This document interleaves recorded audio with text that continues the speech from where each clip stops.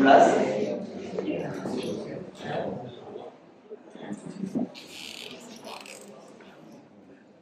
Alors bonjour tout le monde. Merci d'être venus si nombreux. Chère Laurentine, cher Laurentin, donc nous avons décalé nos vœux et malheureusement au même moment on savait que font les leurs. Nous sommes heureux, l'équipe municipale, les agents techniques et administratifs de vous recevoir dans cette salle.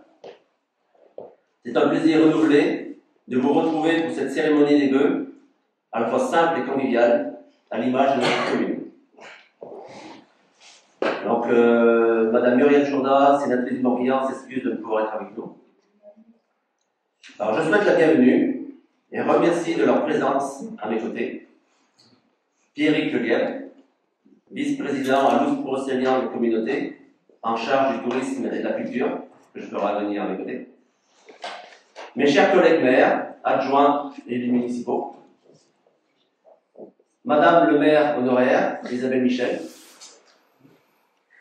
Alors Stéphane Dany, premier adjoint, s'excuse de ne pas être avec nous.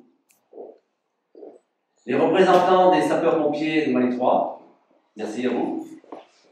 Les représentants des forces de l'ordre, merci à vous aussi. Je ne sais pas si le Pierrick Cartour est parmi nous. Bon. Madame la directrice des écoles Saint-Congar, Saint-Laurent, Gwenola Guido. Madame Céline Alain, professeure des écoles à Saint-Laurent. Le président de la société de chasse de Saint-Laurent, Jean-Baptiste Sevestre, que je ferai venir à mes côtés aussi. Le président du regroupement des Saint-Laurent de France, Gilles Giclet, que j'appellerai aussi. Donc, je remercie l'équipe municipale pour leur temps consacré à la commune. Un merci à Roselyne pour son investissement à la mission locale de Flormel et qui a quitté l'équipe pour des raisons personnelles. Notre responsable bénévole au sein de notre médiathèque, Josiane Berthet, qui vous présentera les membres et les actions à mener. Mesdames et messieurs les responsables associatifs, mesdames et messieurs les chefs d'entreprise et artisans de Saint-Laurent, un grand merci. Un merci à nos agents techniques pour leur enthousiasme et leur créativité. La mise en place des illuminations par Valérie et Dominique, avec l'aide des élèves de la classe de Cécile, qui se sont donnés à cœur joie. Alors, Dominique, pour l'étude et la fabrication de ce pupitre, fait maison. L'émission est faite serre, passionnelle. Marie, notre DGS, directrice générale des services, qui vous accueille avec sourire et diplomatie, et qui a mis en place une fois par mois une rencontre avec nos aînés autour de jeux de cartes et autres, suivis d'un goûter. Elle a mis en place aussi une soirée pull le plus moche avec l'aide des membres du comité laurentin.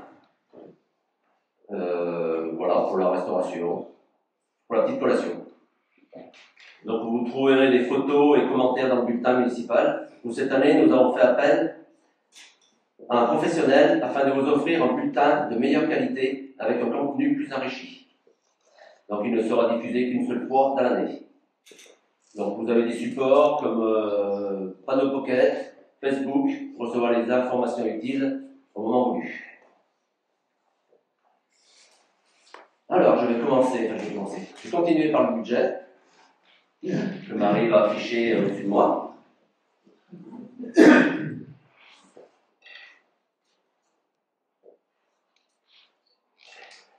Alors, pour le budget commune 2023, alors en dépenses de fonctionnement, donc en dépenses de fonctionnement, nous avons dépensé au total 323 105,09 €, répartis ainsi pour les plus importantes.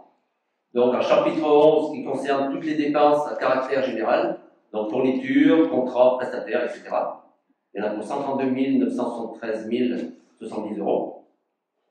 Chapitre 12 qui concerne les charges du personnel, 130 209,10 €, soit environ 84 000 € pour les salaires et charges personnelles, URSSAF et autres. Et le reste réparti sur d'autres cotisations courantes du personnel, retraite, etc. Chapitre 65 qui concerne les autres charges de gestion courante. Il y en a pour 49 818 002, avec 21 830,52 € d'indemnité pour les élus, et le reste réparti sur d'autres contributions, telles que les enfants scolarisés à l'extérieur de la commune.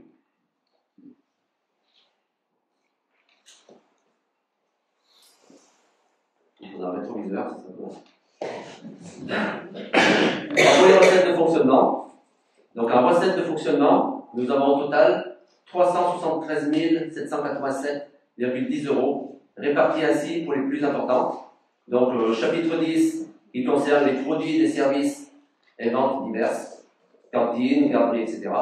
pour 14 336,74 €. Au chapitre 73 qui concerne les impôts et taxes, 249 518,21 € répartis entre les taxes foncières et autres taxes reversées par l'État. Et au chapitre 74 qui concerne les différentes dotations et subventions de l'État, donc il y en a pour 62 240,47 €. Et chapitre 75 qui concerne les autres produits de gestion courante avec les loyers des logements que la mairie loue, donc il y en a pour 42 750,88 €.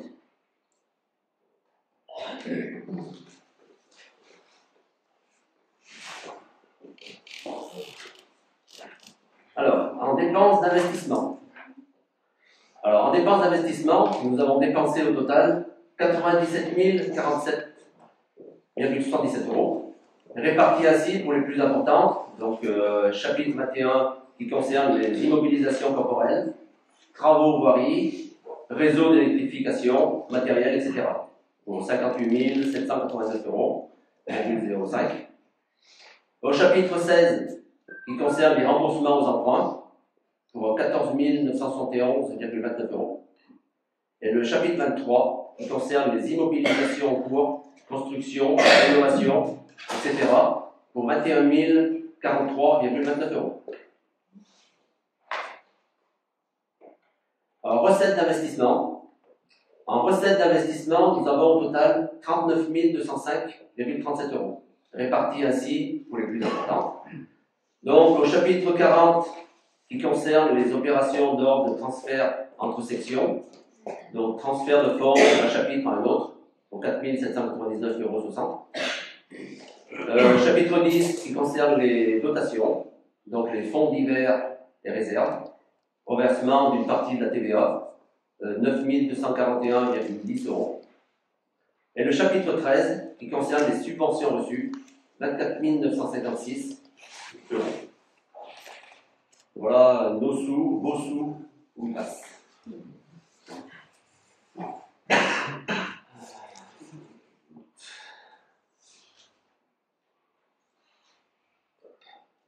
Alors, je vais parler au nom d'Annen Layuni, qui a repris le restaurant du village il y a peu de temps. Donc, elle va préparer son petit mot. Il se trouve au fond, près du radiateur. Alors, le 5 novembre dernier, l'Hermine de Loust a ouvert ses portes dans la commune de Saint-Laurent-sur-Oust. Annen Layuni, chef d'établissement, Mathieu Lemoin, chef de cuisine, et notre équipe vous accueillent dans ce bar-restaurant qui reflète simplement notre état d'esprit, à la fois convivial et familial. Le chef Mathieu propose une cuisine traditionnelle le midi et aime faire plaisir à ses clients en faisant déguster des plats du monde et des plats à thème du jeudi au dimanche midi. Donc le légendaire steak frites de Saint-Laurent est de retour pour plus de convivialité, afin de partager avec vous les souvenirs d'enfance et plus encore, tout faire pour ne pas oublier que Saint-Laurent est un village vivant et accueillant. Avec notre grain de folie, nous contribuons à favoriser le lien social et la proximité. Donc nous continuerons à vous accueillir et vous annonçons l'ouverture d'une épicerie. Nous remercions les Laurentines et Laurentins pour leur chaleureux accueil et comptons sur eux pour faire fonctionner le bouche à oreille. Nous te souhaitons, Annen et ton équipe, la bienvenue. J'espère que tous tes rêves vont se réaliser, tous nos vœux de bonheur pour ce beau projet.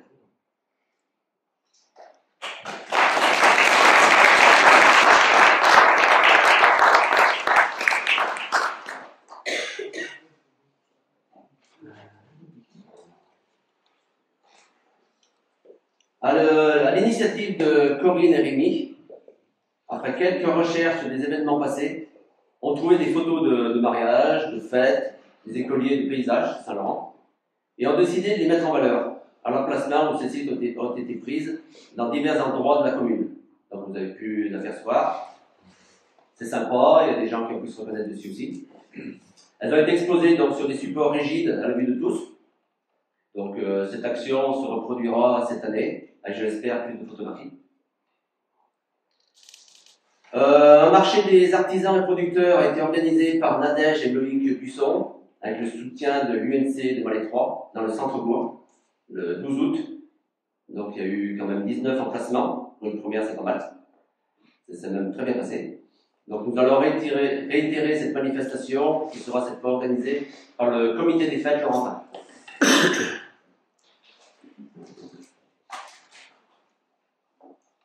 Alors je vais laisser Josiane nous parler de la médiathèque.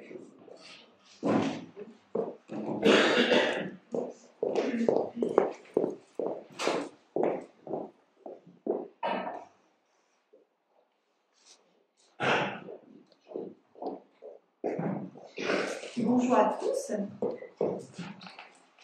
Je remercie messieurs les maires, Michel Berthet, Didier Hortebise et Alain Launay, madame Christelle Quémard, adjointe à la commune de Saint-Congar, je la cherche, et monsieur Alain Boyer, adjoint à la commune de Pleucadoc. Mesdames Céline Pro, responsable de l'antenne de MDM à Carreau, Marie Curial, DGS, Nathalie Morel-Martin, bibliothécaire de Pleucadoc, Joël Ferget, qui est bénévole à Saint-Congar, pour la création et la mise en place du réseau Le Roc. C'est le réseau Oust-Clay. C'est un atout dans la commune d'avoir sa médiathèque étant le 3e lieu de vie. Auparavant, elle était installée à la mairie et gérée par Marie. En mars 2023, elle a déménagé et dans le local associatif, le 28 bis rue Cronoc. Actuellement, la médiathèque de Saint-Laurent, on retrouve environ 1200 ouvrages, aucune cotisation, la carte est gratuite. Pour découvrir cet éventail de livres, vous consultez sur le portail afin de faire des réservations directement ou par le biais des 3 médiathèques. Nous assurons la navette pour emmener les documents réservés au lieu demandé. Notre équipe de bénévoles est de 6 personnes. Caroline Thomas, je ne sais pas si elle est parmi nous. Christiane Tatar. Christine Henry. Florence Neveu. Nadège Busson. Je remercie leur dynamisme, ce qui me permet de mettre en place des manifestations. Alors, la journée du 6 septembre 2023 a marqué le lancement de la campagne nationale de communication sur les bibliothèques, intitulée « Ma bibliothèque, le monde à portée de main ». Chose réalisée, le matin, jeu de société, l'après-midi, de la musique avec les musiciens de la commune. Et je les remercie. Halloween a été respecté, les enfants se sont déplacés et ont récolté des bonbons à profusion. Merci aux Laurentins. Cette année, nous irons frapper à d'autres portes. Le 21 décembre, la médiathèque a reçu les élèves Immaculée Conception, la classe de Céline, et la visite du Père Noël pour partager un goûter, et ils sont repartis avec des friandises offertes par la mairie. En ce début d'année, une cinquantaine de personnes se sont réunies à la salle des fêtes pour écouter Caroline narrer un kamishibai, c'est un petit théâtre animé, et Christine conter une histoire. Elles ont été appréciées par les enfants et les adultes. Un petit entracte pour déguster la galette des rois et une boisson ont été servis. Un partenariat pour l'achat et la préparation des galettes s'est fait avec l'Hermine de Loos et je remercie Anne.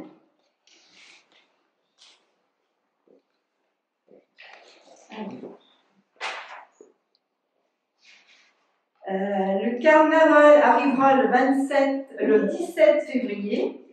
Défilé et dégustation de crêpes et de bugnes. Jeux de société le 9 mars, de 11h à 18h. Vous venez avec vos jeux et trouverez d'autres joueurs pour relever des défis, style risque, qui demandent de la place et du temps. Tout est possible, jeux de cartes, belote, tarot, skyjo, scrabble, conman, etc. Nous disposons de quelques jeux.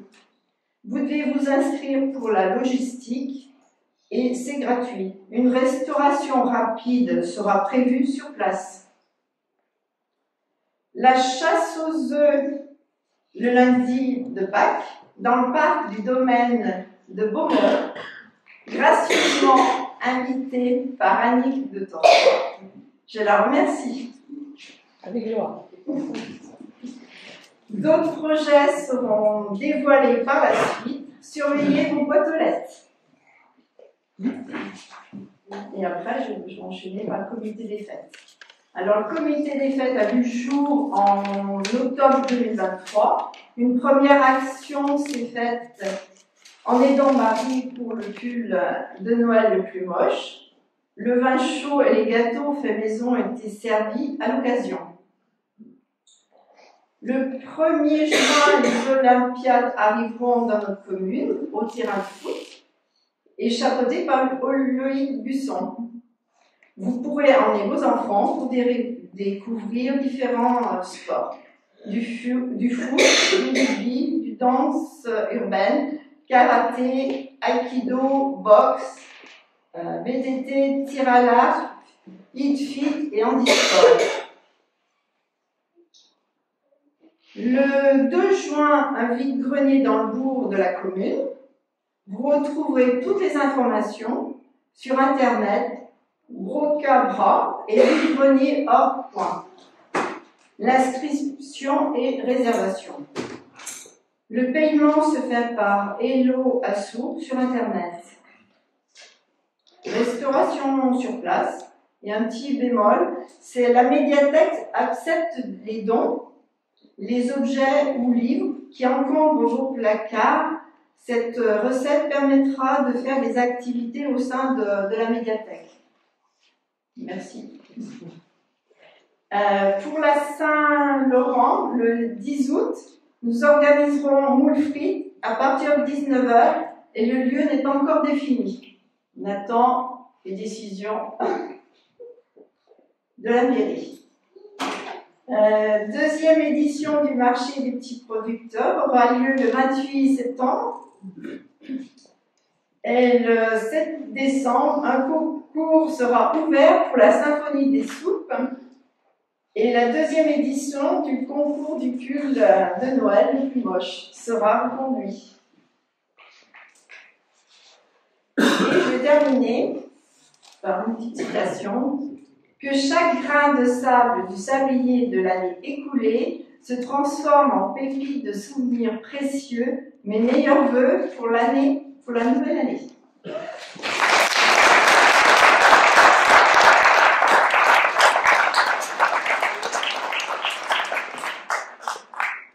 Merci Madame Berlet. Bon, je demande à Jean-Baptiste d'intervenir.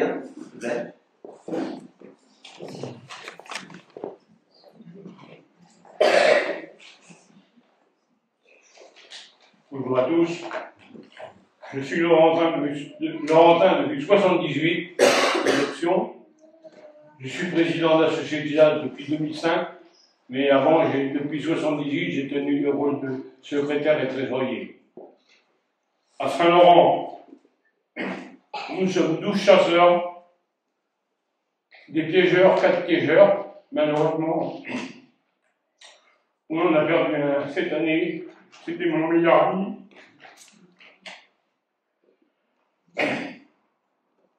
Le comptage de lièvre va être fait le 29, le 31, le 2 et 5 février. Donc, les gens de la commune qui voient des phares éclairés le soir, ne vous tracassez pas, c'est nous. Je voudrais surtout venir sur la sécurité. Parce que, comme on dit, les accidents n'arrivent pas aux autres. Tout le monde a le droit de se promener en forêt, la nature est à tout le monde. Mais je voudrais insister que les promeneurs prennent une veste de couleur, comme nous on fait à la chasse. Parce que on voit des vélos qui arrivent, les gens sont habillés en noir, on voit des promeneurs avec des vestes sombres. Évitons les accidents, quoi. Voilà tout ce que j'ai à vous dire. Et merci pour tout le monde. Le meilleur vœu.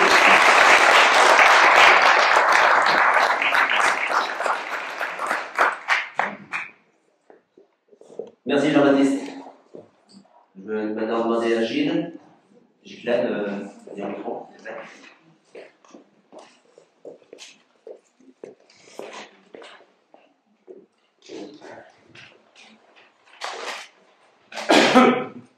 Bonjour et bienvenue à tous et toutes. Donc, je représente l'association Saint-Laurent 2010 qui a organisé le festival, le Rassemblement des Saint-Laurent en 2010. Donc, on avait à peu près 900 personnes à l'époque. Donc, ça se passait en partie à Malétroit. Et donc, l'année dernière, je n'ai pas pu prendre la parole parce qu'on ne savait pas où on allait. D'ailleurs, on n'avait pas de nouvelles. On a eu des nouvelles qu'au mois de février. Donc c'était un peu tard après les vœux. Donc nous sommes allés, on était 5, à Saint-Laurent de la Salanque, dans les Pyrénées-Orientales, à côté de Perpignan. Donc, le Rassemblement des Saint-Laurent de France existe depuis 1991. Et donc le 32e, je crois que c'est 1991. Le 32e aura lieu cette année à Saint-Laurent-de-Gosse, à côté de Bayonne, les 19, 20 et 21 juillet 2024. Saint-Laurent-de-Gosse est situé dans le département des Landes, en région Nouvelle-Aquitaine, à 20 km au nord-est de Bayonne. Donc, des personnes intéressées peuvent se renseigner au niveau de l'association et avant le 30 janvier. Dernier délai parce que les inscriptions, après, on ne pourra plus les prendre. Étant donné que les places sont limitées ils peuvent prendre à peu près 600 personnes. Bien que ça baissé depuis le Covid, avant on était à peu près, donc Saint-Laurent en 2010, on était à 900, pardon. Au début on était à 1300, 1500, et maintenant on se retrouve à peu près à 500, 600. Étant donné que la population qui participe est assez vieillissante. Voilà, donc j'ai tout dit.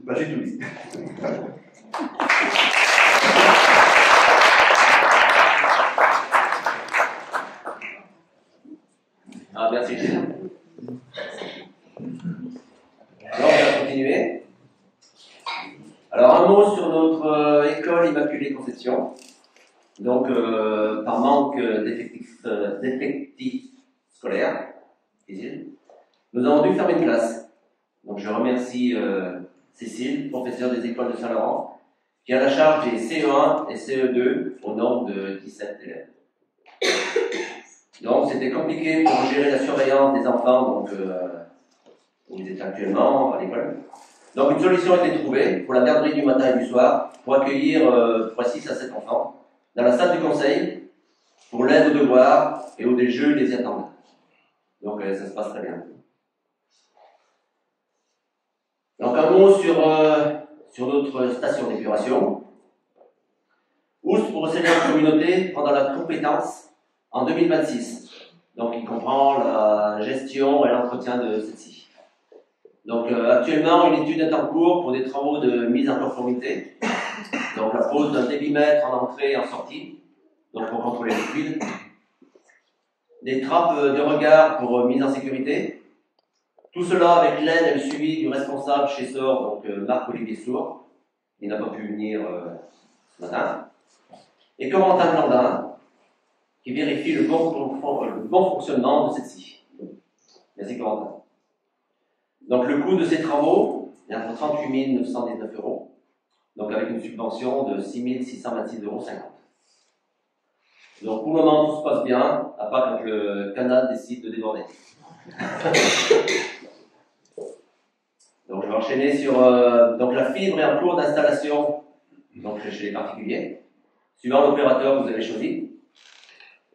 Donc elle aurait pu arriver un peu plus vite, mais il y a eu un petit désagrément sur l'armoire. Il y en a qui sont rangés dessus. Donc des démarcheurs, SFR, Orange ou autres vont se présenter à votre porte. Donc ces gens-là se sont présentés en mairie avant. Donc vous avez leur identité. Si vous présentez des doutes, donc il faut exiger la présentation d'une carte professionnelle.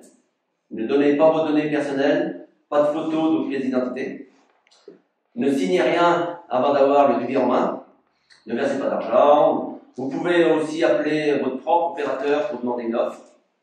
Et vous pouvez aussi lui proposer d'appeler l'organisme professionnel.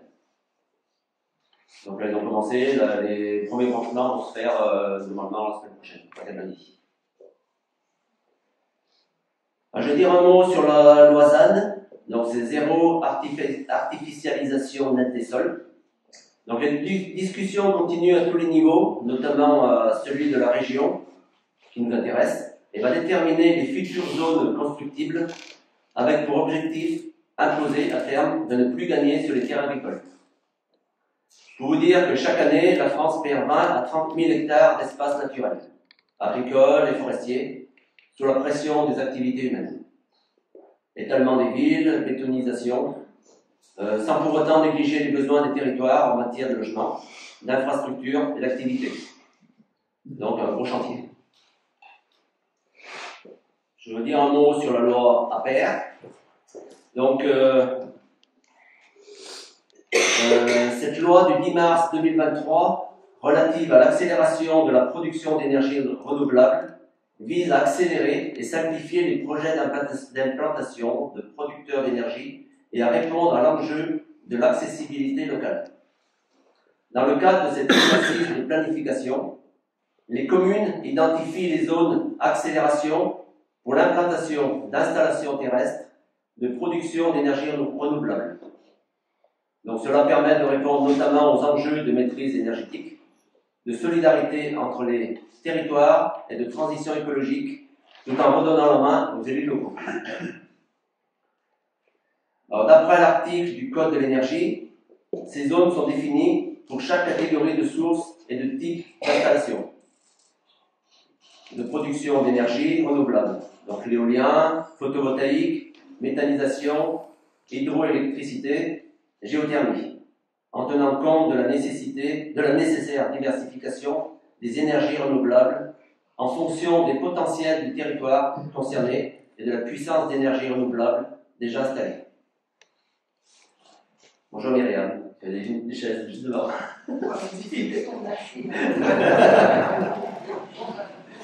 La place.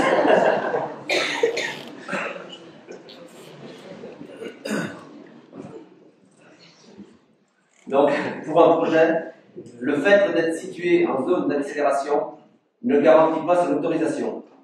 Celui-ci devant dans tous les cas respecter les dispositions réglementaires applicables et en tout état de cause, l'instruction des projets reste faite au cas par cas.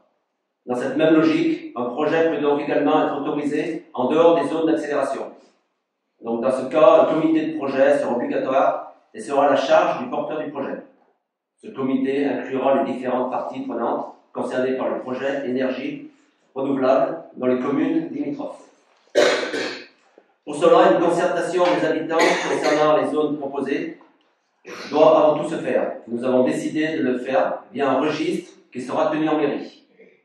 Donc n'hésitez donc pas à vous y rendre. Marie pourra vous apporter plus de précisions si vous le souhaitez et vous pourrez donner votre opinion sur le registre.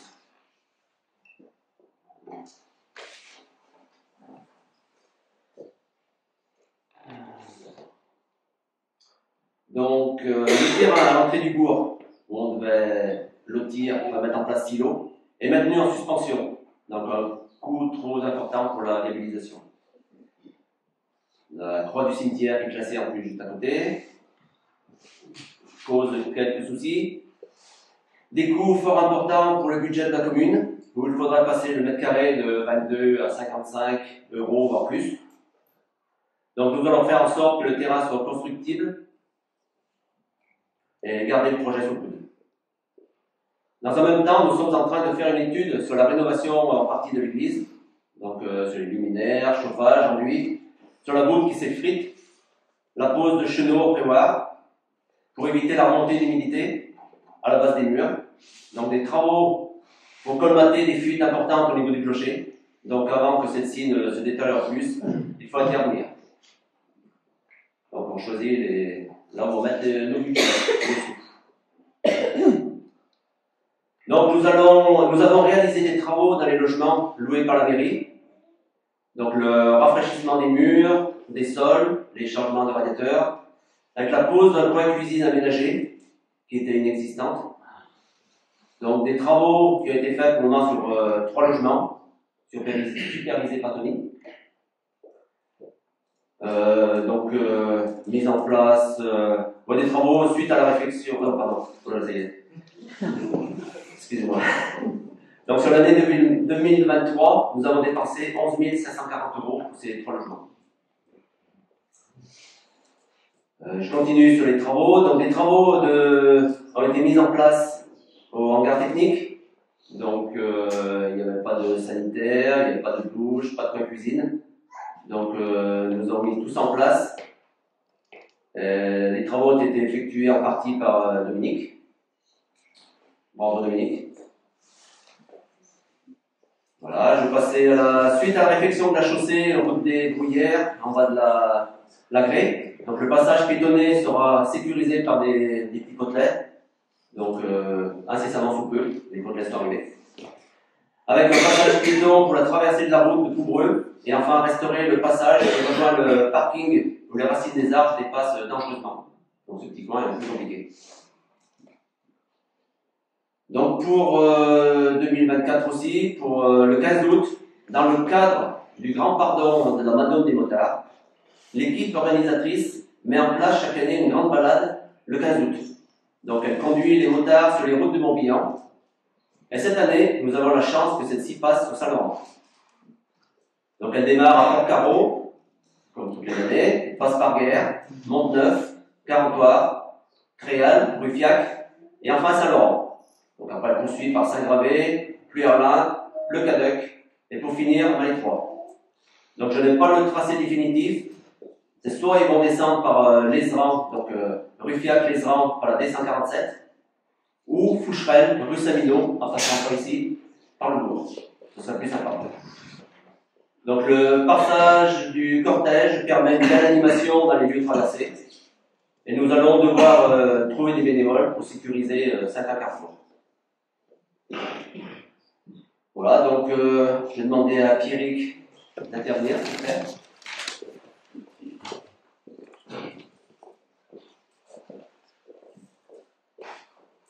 Mon cher Michel, mes chers collègues maires de la communauté de communes, Isabelle, chère Isabelle, j'ai cru comprendre que tu étais dans la salle, mesdames et messieurs les représentants des pompiers et de la gendarmerie, mes chers collègues conseillers municipaux adjoints des communes de l'OBC. Tout d'abord, je tiens déjà à excuser le président de la communauté de communes, Jean-Luc Bière, qui ne peut pas être partout en même temps, qui est à la manœuvre sur la commune de Missiriac. Hier soir, il ne pouvait pas être avec nous à Saint-Martin-sur-Rousse parce qu'il était chez lui hier, parce qu'il y avait la présentation des vœux. Et je voudrais déjà faire un petit clin d'œil, si vous me le permettez, pour démarrer, parce que j'ai cru comprendre que le steak frites avait redémarré à Saint-Laurent. Et puis, comme tu le disais, Michel, ça rappelle de bons souvenirs, parce que nous, on avait la particularité de la chapelle Gastine de venir tous les dimanches soirs partager le steak frites à Saint-Laurent. Donc cela rappelle de très très bons souvenirs. Bon, D'accord. comment tu pourras revenir? Voilà. Et on reviendra. Et je t'en parlerai de là, on ira ensemble. La communauté de communes est en place depuis 2017, depuis le 1er janvier 2017, donc elle a 7 ans. Et il est vrai que, eh bien, dans un premier temps, ça a été un petit peu compliqué, pour plusieurs raisons, parce que ça a été vécu pour certaines collectivités, comme les comités de communes de Guerre et de la Gacilly, comme une obligation parce que nous étions à un stade de 10 000 habitants. Après, en ce qui concerne la CCDEN, ça a été vécu plus difficilement parce que il y avait 20 000 habitants, il n'y avait pas l'obligation, c'est quelque part un mariage forcé qui a été fait sous l'impulsion du préfet. Bon, ceci dit, il a fallu démarrer cette aventure, cette nouvelle aventure, et puis en plus de cela, il y a eu des embûches, Covid, etc., etc., etc. Et on continue encore les embûches avec l'inflation, avec des règles gouvernementales qui nous pénalisent, parce qu'il y a eu l'arrêt de la taxe d'habitation, il y a un certain nombre de règles, tu en as parlé tout à l'heure, comme le ZAN, qui nous font réfléchir et qui nous interpellent en disant mais comment on va s'en sortir de cette galère.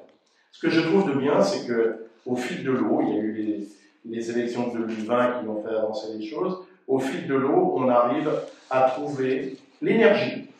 Il en faut, l'énergie de tous les élus pour réussir à affronter le moment présent et à affronter l'avenir. Donc c'est pour cela que je tiens à saluer au passage l'ensemble des élus communautaires et des élus municipaux qui s'investissent chacun dans leur domaine de façon à réussir à avancer objectivement et positivement. Je vais être court parce que les vœux avant tout ce sont les vœux de la commune, ce ne sont pas les vœux de la communauté de communes, et j'en profite pour vous inviter les uns et les autres à venir la semaine prochaine, samedi prochain à la Gacilly, à la salle Artémisia de 14h à 17h, parce que là nous créons une nouveauté à la communauté de communes, c'est-à-dire que nous allons faire les vœux, mais c'est pas pour que les institutionnels, mais également pour la population. C'est pour cela que de 14h à 17h, nous allons pouvoir vous accueillir et vous présenter la communauté de communes dans tous ses détails. Il va y avoir des pôles en fonction des différentes compétences et les techniciens comme les élus pourront vous expliquer ce qui se pratique et surtout répondre à vos questions et vos interrogations qui sont légitimes et nombreuses. Donc, je le répète, la semaine prochaine de 14h à 17h, on aura le plaisir de vous accueillir à la salle Artémisia.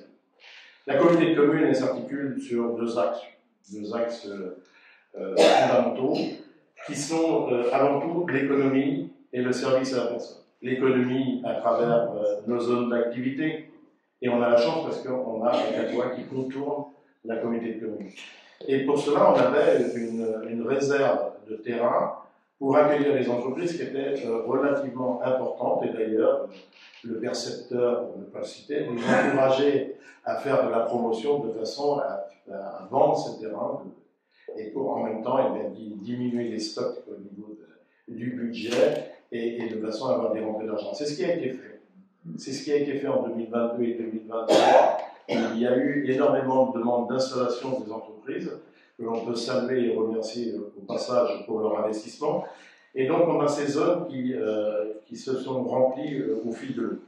Maintenant, on est dans un modèle autre, puisqu'on va agrandir en 2024 la zone d'activité du Val-Coric qui se situe à Guerre, mais on va également agrandir la zone artisanale qui est à Serran, et à la Gacilly, sur la zone des Moussards, il y a des travaux qui sont prévus très rapidement, parce que la réunion de chantier avait lieu la semaine dernière, et donc les travaux vont commencer incessamment sous peu. Et on a déjà un certain nombre d'entreprises qui sont intéressées, que ce soit pour les trois zones. Et notamment, on a à la Gacilly, il y a une entreprise de bois qui veut s'installer. On a également l'entreprise Pierre Morel, Pierre Morel, qui veut s'installer courant 2025-2026. Donc ce sont des sources qui sont importantes pour tout le monde, parce que c'est de l'argent qui va rentrer dans les caisses de la communauté commune qui va nous permettre d'investir, mais également ce sont des entreprises qui vont créer des emplois et qui vont créer de la richesse. C'est pour cela qu'on ne peut être que positif par rapport à ce phénomène. Saint-Laurent, vous êtes un bel exemple. Vous êtes un bel exemple dans le domaine de l'attractivité quand on regarde le commerce que vous citez, les reprises de commerce, etc. Pour une commune de votre taille, c'est vraiment très faible. Moi, je regarde, à l'origine, je suis maire de la Chapelle-Gassine, j'ai jamais réussi à faire ce que vous avez fait à Saint-Laurent. Mais bon, je sais que Isabelle avait déjà bien contribué auparavant, Michel a bien pris le relais, mais un grand coup de chapeau à vous. Au niveau de la communauté de communes, eh bien, on a une dynamique également qui s'installe pour le commerce de proximité à travers eh bien, le dispositif PVD, ça veut dire Petite Ville de demain, qui est un service, une opération qui est lancée par le gouvernement et qui concerne les communes de Serran, de Guerre et de Lagacilly. Et également, nous avons embauché dans le même lignée un manager de commerce qui est à la disposition de l'ensemble des petites communes. La fibre, tu en as parlé. Quel sujet? Oui. Depuis le temps qu'on nous en parle. Moi, ça fait 2 ans qu'on dit qu'on devrait avoir la fibre, mais on ne l'a toujours pas. Là, c'est le service, c'est Mégalis qui a fixé des enjeux sous pression de la région et qui a du mal à tenir les délais. Bon, je vais croiser les doigts, on aura bien l'occasion de l'avoir récemment sous peu, mais il y a quand même des chiffres qui sont importants, parce que il faut savoir que pour la communauté de communes, la quote-part, parce qu'il y a la quote-part de la région, de l'État, etc., pour la communauté de communes, c'est plus de 8 millions d'euros pour un peu plus de 25 000 prises. On voit que ce sont des enjeux d'investissement qui sont très très importants. Quand je parle d'enjeux économiques, là maintenant, on est tourné sur des enjeux de protection. Protection de la nature à travers l'eau, mais également essayer de trouver des solutions par rapport à l'énergie. C'est un enjeu, on a entendu le président Macron l'autre jour en parler, et il y a un certain nombre de dispositifs qui sont mis en place avec des résultats que la France doit tenir pour 2030. Et pour cela, eh bien, nous, on est dans le modèle, pas de choix d'ailleurs, on est dans le modèle de mener des actions. Et ce qu'il faut savoir, c'est qu'il est prévu dans les enjeux de la communauté de communes, avant 2030, plus de 200 millions d'investissements qui se tournent autour de tout. On peut retrouver de la métallisation, on peut retrouver également des parcs éoliens, etc. Mais vous voyez que c'est vraiment un des enjeux les plus importants pour les années qui nous attendent. Après, dans notre axe au début du mandat, avec le président Jean-Luc Dehaere, on s'était mis aussi un développement économique à travers le tourisme. Et il s'avère qu'on a vraiment une qualité de loueurs qui est vraiment très très bonne. À une époque, les gens faisaient des aménagements dans leur maison pour accueillir les touristes, mais ils pensaient que c'était un vitam aeternam. Aujourd'hui, on voit qu'il y a un professionnalisme qui se dégage chez les loueurs, et ils savent se remettre en question, ils savent renouveler leur site de façon à ce qu'ils soient toujours accueillis. Et là, on a vraiment une force de frappe qui est hyper importante, parce que, au niveau de notre communauté de communes, on a un nombre qui est bien, mais quand on regarde par rapport au stade du département, on est encore un cran en dessous. Le tourisme et la culture passent justement au niveau de la culture. Ce que vous avez fait, c'est très bien un regroupement entre les 3 communes que tu as parlé tout à l'heure, c'est vraiment une très bonne chose. Mais après, au niveau du tourisme, on a Destination Brocéliande. Alors, Destination Brocéliande, ça veut dire quoi? C'est une démarche de la région qui a voulu que sur l'ensemble de la région, on ait 10 destinations. Nous avons la destination Brocéliande avec 5 communautés de communes qui représentent 140 000 habitants. où déjà on n'a pas besoin de faire de publicité, on est en train de revoir toute la communication que l'on va faire, on n'a pas besoin de faire de la publicité pour brosser le nom. Elle est faite. On a vu le reportage les uns et les autres mercredi soir, et on va axer, ce qui va concerner complètement Saint-Laurent, on va axer toute notre communication sur les canaux de non-passants. Il y a déjà des démarches qui sont faites, on a eu l'occasion de montrer, et Bertrand pour Saint-Martin, qui est là, peut en parler mieux que moi, parce qu'il y a des actions qui ont été faites à travers de l'accueil le long du canal des touristes, et avec, on est expérimental au niveau de la région pour avoir des codes où on scanne le code et à partir de ce moment-là, on a toute l'activité qui tourne autour. On est expérimental. Je pense qu'assez rapidement, on va pouvoir le faire sur Saint-Laurent aussi. Et je pense que la dynamique touristique le long du canal sera, on est au tout début. Je pense que là, on va vraiment évoluer dans les années à venir avec des résultats qui vont être fort intéressants. Après, comme je le disais, j'ai parlé d'un certain nombre de choses, mais je vais être très court maintenant. Sur les services à la population. Services à la population, on a l'enfance jeunesse, où on a un certain nombre une répartition géographique qui fait qu'on est très proche de la population. J'ai pu comprendre que, en ce qui concerne Saint-Laurent, je ne savais pas trop si les familles allaient plutôt sur Ruffiac ou sur Malétroit. J'ai pu comprendre que c'était plutôt sur Malétroit que les familles sont accueillies et se déplacent plus facilement. Quand on regarde au niveau de la mobilité, il y a eu une action forte qui a été faite par la région et qui a été accompagnée par la communauté de communes, où on voit qu'on a une répartition de déplacements qui est très intéressante. On pourra vous en parler plus précisément la semaine prochaine lors de la présentation des vœux, mais on a une prestation qui est à la demande et qui coûte seulement 1 € par déplacement. Donc pour aller voir le médecin, pour aller faire des courses, il y a quand même cette offre-là qui est quand même une évolution considérable dans notre milieu rural. On a également les ordures ménagères, qui est un vaste débat qui nous a occupé beaucoup de temps, qui fait passer beaucoup d'énergie. Mais bon, là, maintenant, ça y est, les décisions sont prises. On a encore quelques détails à régler, mais cela va se mettre en place progressivement. Après, ce que je déplore quand même au passage, on voit qu'on est taxé à tous les niveaux par l'État. On a une taxe au niveau des ordures ménagères résiduelles qui augmente sans cesse au niveau de la redevance des ordures ménagères et qui a un impact énorme dans notre contribution chaque année. Donc ça, je le déplore parce que l'État a quand même, aussi bien pour les communautés que pour les communes, tendance à nous taxer. Mais là, quand on voit au niveau des ordures ménagères, on est quand même lourdement taxé. Et je ne suis pas insensible non plus à l'augmentation de l'énergie. On se demande si cette augmentation n'est pas volontaire pour atteindre les objectifs de 2030. Donc, ceci dit, au passage, je pense qu'il faut le souligner parce qu'il faut en être conscient.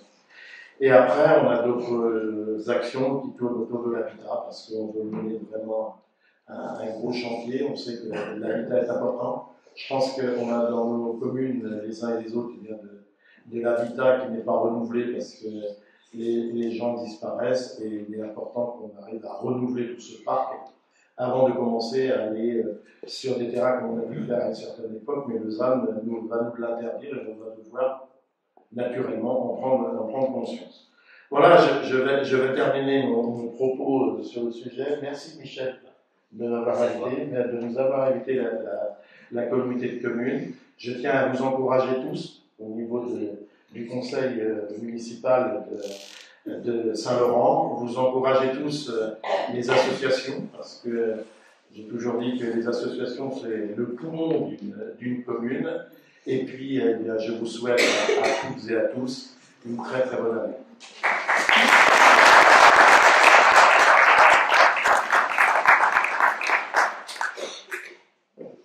Merci Pierrick.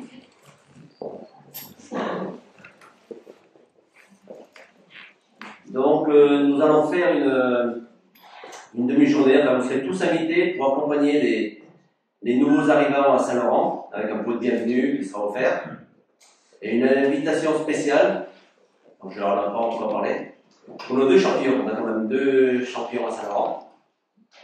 Donc Mélanie Desbois qui est parmi nous. Championne du monde planeur. Donc elle plane pas mal. Excuse-moi. Et Quentin Desfontaines, qui est jockey, meilleur ouvrier de France, ayant reçu, à ma connaissance, 2 cravaches d'or. Je ne sais pas s'il y en a d'autres qui vont arriver pour le moment. Donc nous allons mettre en place une date pour cette rencontre. Voilà, donc ça se termine. Donc, chers amis, permettez-moi de vous adresser mes meilleurs vœux, tout d'abord de santé, aux personnes hospitalisées, aux personnes en EHPAD. Donc, je forme le vœu que le projet que nous portons, que vous portez, se réalise. Et nous allons nous approcher pour un pot qui est offert par la mairie, gâteau apéritif préparé par Peggy et Cyril Astes. Je vous remercie tous.